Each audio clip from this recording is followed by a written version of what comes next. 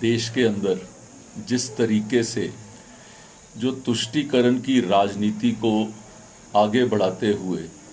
जो जातीय जनगणना जिसका कार्य बिहार सरकार ने शुरू किया, मैं उस विषय के ऊपर आपसे कुछ बातें करना चाहता हूँ। ये देश के अंदर पहली बार ऐसा हुआ किसी राज्य ने इस कार्य को करने के लिए ये पूरी जनगणना करी। जातिगत जनगणना आज से पहले हमारे देश के अंदर नहीं होती थी, लेकिन इसको वहाँ किया गया। उसका क्या कारण है, उसके क्या तथ्य हैं, उसकी आउटकम क्या है और उससे वो क्या पाना चाहते हैं, ये 4 विषयों के ऊपर तो ये मुझे लगता है कि रो करने वाली बात है। अपने देश की एक जो बुनियादी जो इकट्ठता हमारी जो थी उसको चैलेंज करने वाली बात है। जिस तरीके से अंग्रेज़ों ने एक जो है आपस में डिवाइड एंड रूल का जो काम करते थे, तो ये एक जो नीतीश जी की सरकार ने ये कार्य करने का प्रयास किया है। और उससे भी आगे बढ़ के जो कांग्रेस पार्टी और उनके सब घटक जो है इस चीज़ को उसमें वाहवाही लूटने के लिए, और जो दूसरे राज्य जहां पर उनकी सरकार है वहां पर भी वो ऐसा कार्य करेंगे, इस तरीके की घोषणाओं से पूरा देश के अंदर एक ये जातिगत राजनीति को बढ़ाने का ये कारण क्या है। इसके लिए अगर आप थोड़ा सा इसके अंदर स्टडी करने का प्रयास करेंगे, आप पाएंगे कि जब आज़ादी से पहले ऐसा क्या होता था कि कहीं अंग्रेज़ जो है वो 2 भागों के लोगों को आपस में लड़ाते थे और अपना राज स्थापित करने का प्रयास करते थे। और मुझे लगता है कि यही एक तरीका ये कांग्रेस और उनके बाकी घटक इसको इस्तेमाल करने का प्रयास कर रहे हैं। बहुसंख्यक वर्ग को उसको डिवाइड करने का प्रयास जो है वो किया जा रहा है। उसके साथ मिलता क्या है, आप देखें कि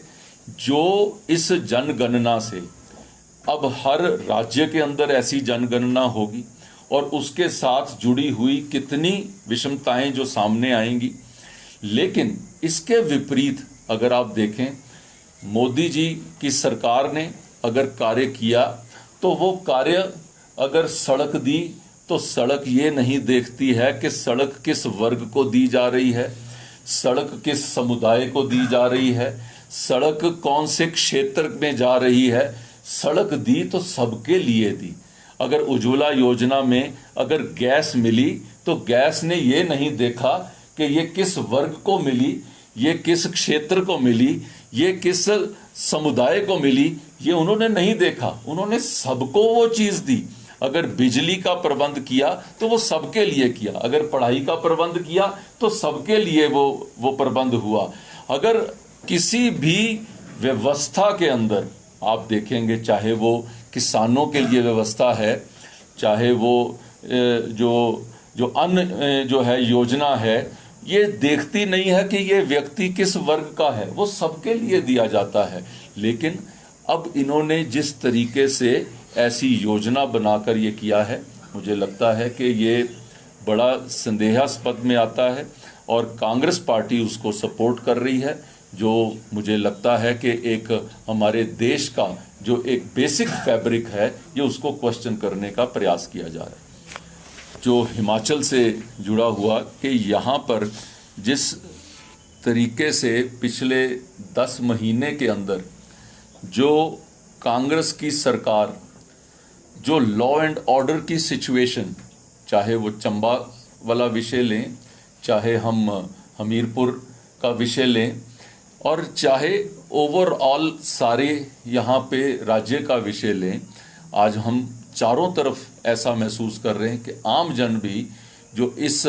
सुक्खू जी के राजपाट के अंदर अपने आप को महफूज नहीं समझ रहा, जो सुरक्षित नहीं समझ रहा है। आज लॉ एंड ऑर्डर की स्थिति जो है इस पूरे राज्य के अंदर जो ऐसे लेवल पे चली गई है कि अगर उसको देखा जाए तो ये एक बहुत ही निम्न स्थिति पर है। हिमाचल के व्यक्ति, कई लोग इसको क्वेश्चन करते हैं, कई लोग ऐसा कोई बच्चा घर से बाहर जाता है तो उसको फ़ोन करके पूछते हैं, उसके हालात जानने का प्रयास करते हैं, इस समय कहाँ पर है। तो इस तरीके से अगर देखा जाए मुझे लगता है कि ये सरकार जो है वो जिन चीज़ों का वायदा करके यहाँ पर पहुँची थी, वो वायदे तो क्या पूरे करने थे, जो बेसिक चीज़ें थी। आज कर्मचारी वो उबाल पे हैं, आज आप शिक्षक देखें तो वो उबाल पे हैं, लॉ एंड ऑर्डर देखें तो आम आदमी जो उसमें तरस रहा है, और जो प्रॉमिसेस किए थे वो कहते हैं सुभान अल्लाह, उसके ऊपर तो क्या क्या काम हुआ है वो आपके सबके सामने है। मेरा विषय आपके सामने